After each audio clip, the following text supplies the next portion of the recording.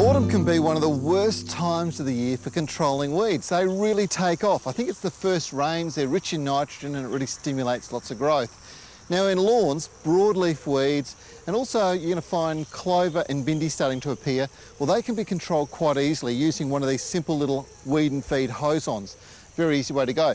But remember, if you've got a broadleaf buffalo grass like palmetto or even kikuyu, it's absolutely critical you use a specialised spray, otherwise you'll burn them.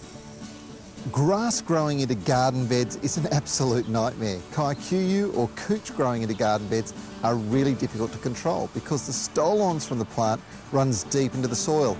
And if they break off, they multiply, often leaving a bigger problem than what you started with. Now an incredible solution is a chemical called Fusilade, which is a post-emergent spray. Now this is what they call a selective herbicide.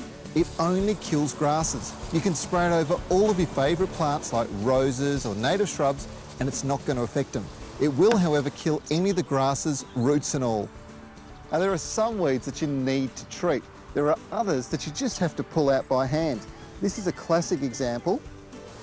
This is called milkweed, or one of the thistles. Now, it's the milky sap that actually gives it its name, and you can see it ooze out when you break the foliage.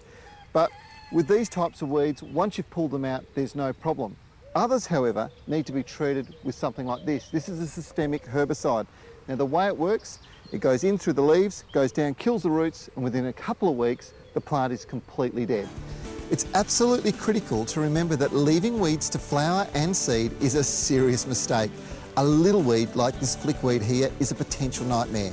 Each pod holds up to 100 seeds, so controlling them is really important. Some weed seeds, like those from this crabgrass, can remain viable in the soil for up to 8 years before germinating and competing with your favourite plants. Another way of safely controlling weeds without using chemicals is by applying a thick layer of newspaper over the area you want to control the weeds in. Now do this and apply mulch over the top and you'll take out about 95% of the weeds below. Make sure that you do a little bit of weeding every day. Get yourself a hoe, 15 minutes, wipe out all the little weed seedlings. The garden will look fantastic and your plants, they'll love you for it.